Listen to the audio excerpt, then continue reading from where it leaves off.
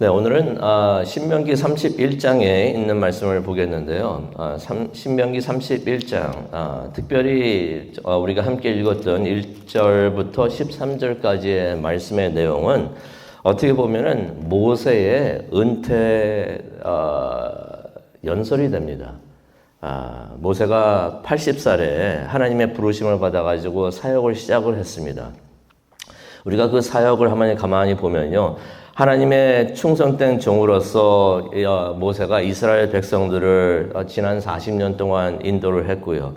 또 하나님의 말씀을 백성들에게 또 전해주면서 선포하면서 설교도 수없이 했던 것을 우리가 기억을 합니다. 신명기 전체가 어떻게 보면 모세의 설교입니다.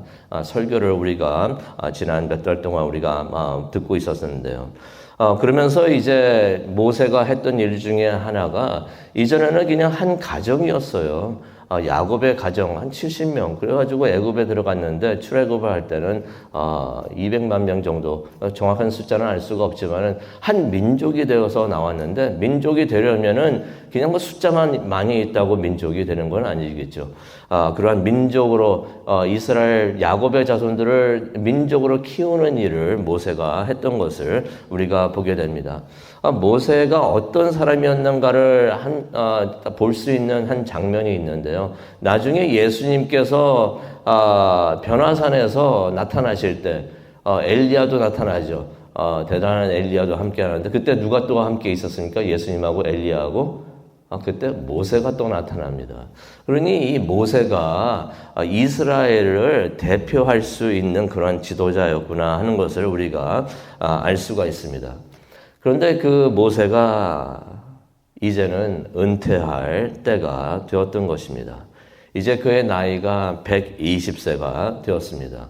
120세라고 하니까 은퇴할 나이가 한참 지났다고도 할 수가 있지만은 성경에 보면은 모세가 아직도 건강했다라는 말씀이 있습니다. 근데 그가 건강했던 모세가 은퇴를 하는 이유는 무엇인가? 그게 하나님의 뜻이었던 것이에요. 가데스에서 지은 죄 때문에 모세가 가나안에 들어가지를 못합니다. 그래서 모세를 대신해서 여호수아가 이제 후계자가 되는 것을 보게 되는데, 이제 앞에 있는 요단강만 건너면은 이제 가나안에 들어가게 되는 것이에요. 근데 이제 모세가 거기 가나안에 들어가지 못하니까 이제는 여호수아가 후계자가 돼가지고 이스라엘 백성들을 이끌고 요단강을 건너게 되었던 것입니다. 이 배경을 우리가 생각하고 있을 때 그렇게 생각을 해봅니다.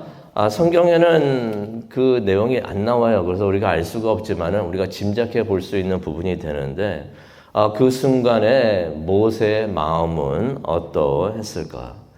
그토록 가고 싶어 했던 곳이 가나안이었던 것입니다.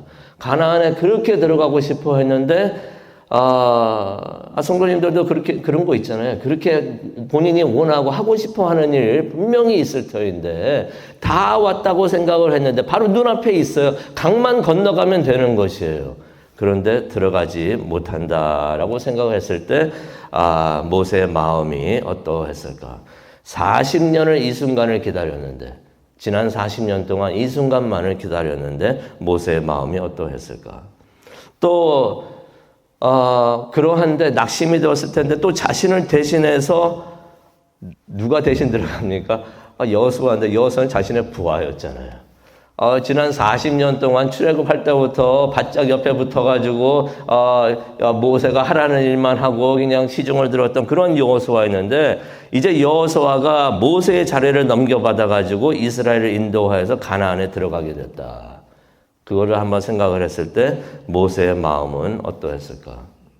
어쩌면은 실망도 많이 됐었고 또 질투도 나지 않았을까, 그렇게 생각이 듭니다. 평소에는 여호수아하고도 잘 지냈지만은 막상 여호수아가 자기의 자리를 차지해서 그런 일을 한다고 하니까 여호수아가 야속하게 보이지는 않았을까? 모세도 사람인데 그러지 않았을까 생각을 해봅니다. 근데 오늘 말씀 31절 있는 말씀, 설교 다 마쳤어요. 설교 마치고 이제 마지막 연설입니다. 마지막으로 이제 말을 마치려고 하는데 그때 이제 어떻게 보면 모세의 속마음이 가장 잘 나올 수가 있는데 이때 모세는 과연 무슨 말을 했을까? 이 말씀을 우리가 읽었는데 이 말씀을 보면서 역시 모세는 모세구나 하는 생각을 해봅니다.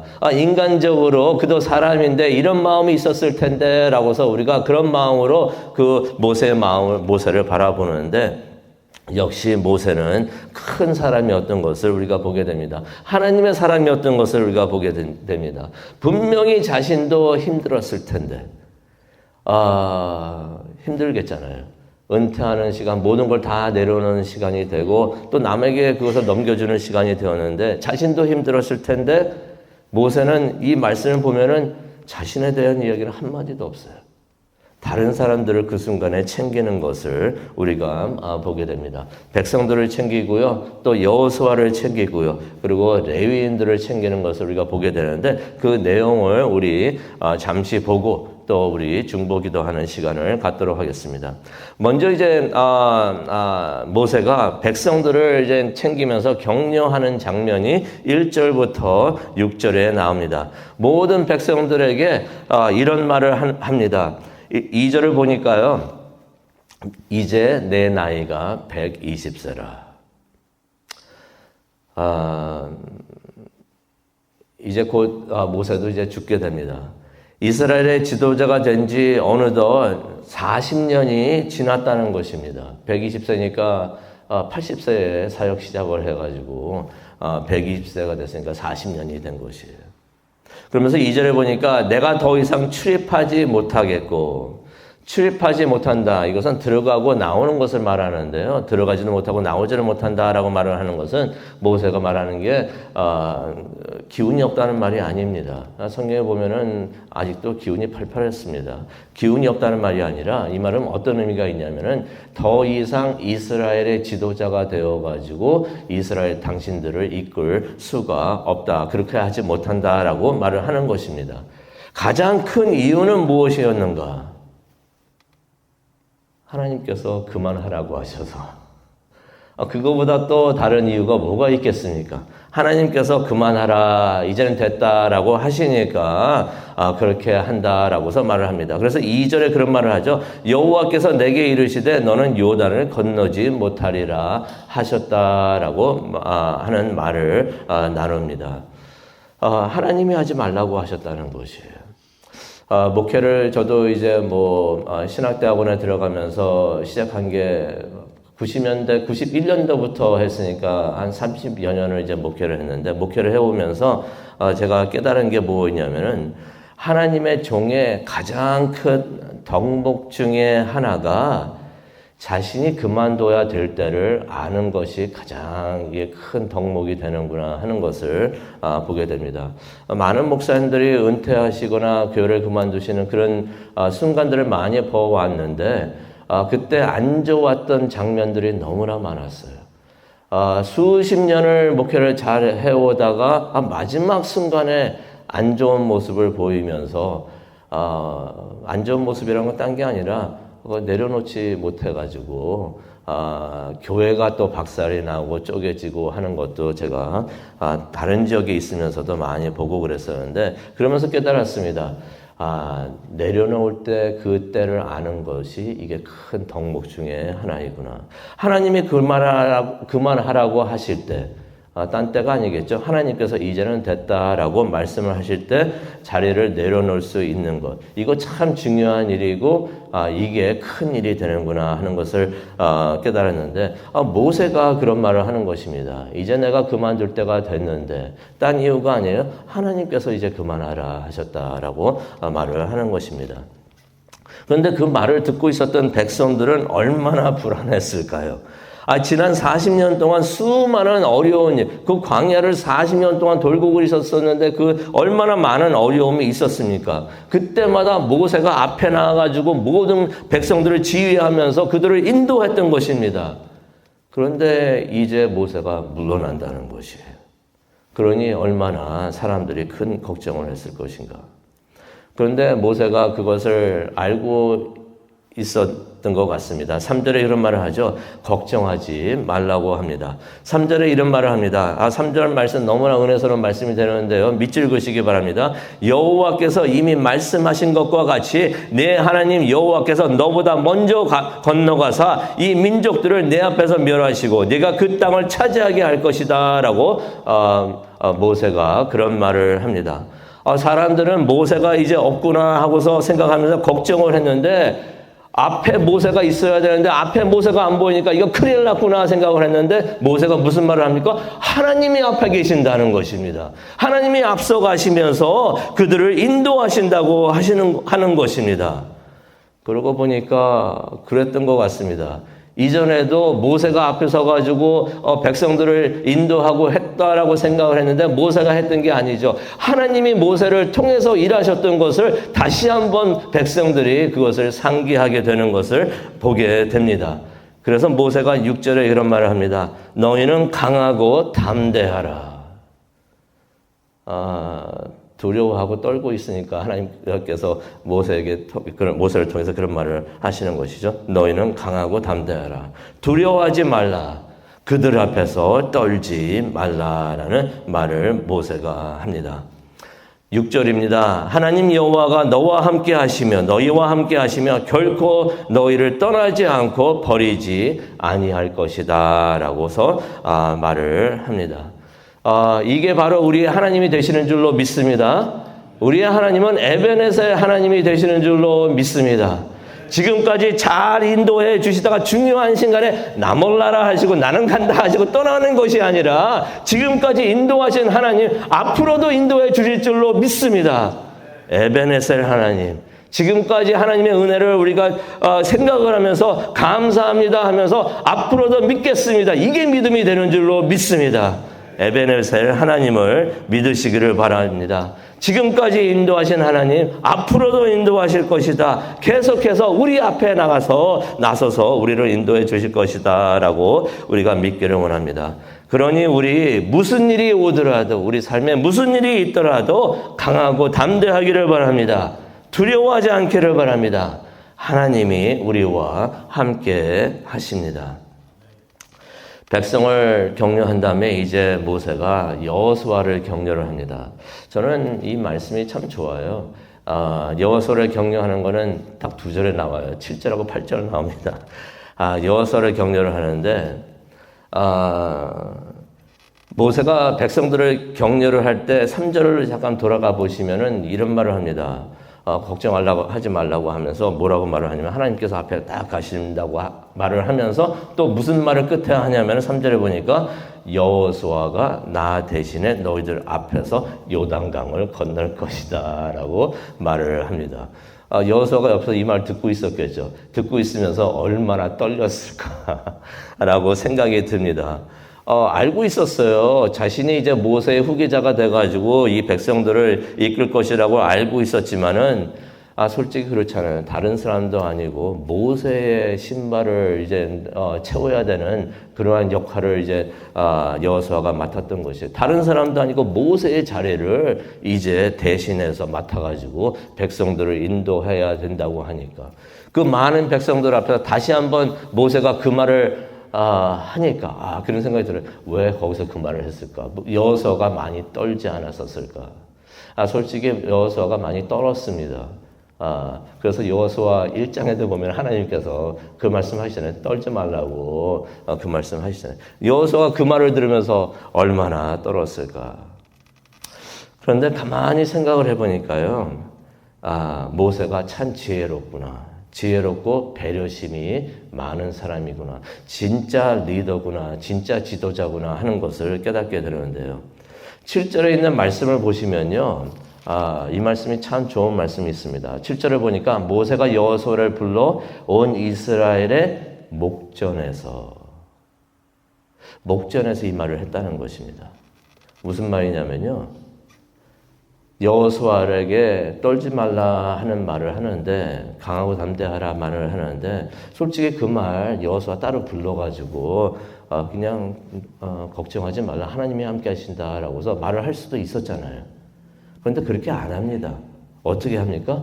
모든 백성들이 다 보는 앞에서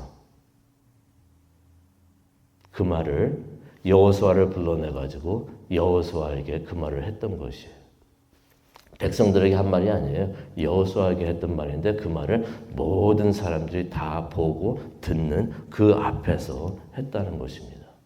그러면서 여호수아를 격려를 합니다. 뭐라고 말합니까? 너는 강하고 담대하라. 너는 이 백성을 거느리고 여호와께서 주시겠다고 명령하신 땅에 들어가서 그 땅을 이제 백성들이 차지하게 하라라고 말을 하는 것입니다. 따로 불러가지고 그 말을 할 수도 있었을 텐데 모세가 일부러 그렇게 했다는 것입니다. 모든 사람들이 보는 앞에서 그런 일을 했다는 것입니다. 이것은 여호수아가 불안해하니까, 떨고 있으니까 이제 어떻게 하나 하고서 불안해하니까 여호수아를 격려하는 이유도 있었겠지만은 모든 사람들 앞에서 여호수아의 권위를 세워주는 것을 우리가 보게 됩니다. 여호수아가 이제 나 대신해서 하나님과 함께 앞서 나가서 당신들을 인도할 것이니 당신들 이제부터는 여호수아를 잘 따르십시오. 이제 여호수아가 당신들의 지도자이고 리더가 됩니다라고서 하면서 여호수아의 권위를 세워주는 것, 리더십을 세워주는 것을 우리가 보게 됩니다. 모세가 어떻게 보면은 야속하게 보일 수가 있잖아요. 부하였던 사람이 이제 자신이 그렇게 하고 싶었던 거 자신은 못하는데 이제 이 사람이 한다고 생각하니 야속하게 보일 수도 있는데, 역시 모세는 큰 사람이었구나. 여호수아를 세워주면서 격려도 하면서 그의 리더십을 세워주는 것을 우리가 보게 됩니다. 그러면서 이제 9절부터 13절을 보게 되면 모세가 레위인들을 이제 격려하는 장면을 우리가 보게 됩니다. 9절을 보게 되니까 모세가 이 율법을 써서 모세 오경이라고 그러죠. 모세가 창세기부터 쭉 5개를 쓰는데 이 신명기도 모세가 썼던 것입니다. 이 율법을 모세가 직접 쓴 다음에 제사장들에게 줬다라는 말씀이 나옵니다. 특히 어떤 사람들에게 주었는가? 언약궤를 메고 지키는 그 일을 맡았던 사람들, 레위인들, 그런 특별한 레위인들, 제사장들에게 이 말씀을 주었다는 것입니다. 그러면서 그들을 격려하는 내용이 11절에 나옵니다. 하나님의 말씀을 보존하고 하나님의 말씀을 선포하라라는 말을 합니다. 11절에 이 말을 합니다. 율법을 백성들에게 낭독하여서 백성들이 듣게 하라라고서 말을 합니다. 그러면서 13절에 말을 하죠. 모두 하나님을 경외하도록 하나님의 말씀을 가르쳐라 라고 말을 하고 있습니다. 그때 누구에게 가르쳐야 되는가? 남녀노소 상관하지 말고 다 하나님의 말씀을 가르치고 또 자녀들에게도 가르치고 외국인들에게까지도 하나님의 말씀을 가르치라 하는 것을 우리가 보게 됩니다. 이제 이 말씀을 기억을 하면서 우리가 기도하는 시간을 갖기를 원하는데요. 이 시간이 모세의 은퇴의 시간이잖아요. 모세의 은퇴의 시간, 어떻게 보면은 자신만의 시간이 될 수 있는 귀한 시간이 되었던 것입니다. 자신을 위한 특별한 시간이 되었는데 모세는 바로 그러한 시간에도 그렇잖아요. 나 이제 은퇴합니다. 다 내려놓습니다 하면은 자신에 대해서 얘기도 많이 하고 내가 이렇게 했습니다. 내가 많은 일을 했고요. 뭐 공적, 양력 다 얘기하면서 그럴 수도 있었는데 한마디도 없어요. 한마디도 없어요.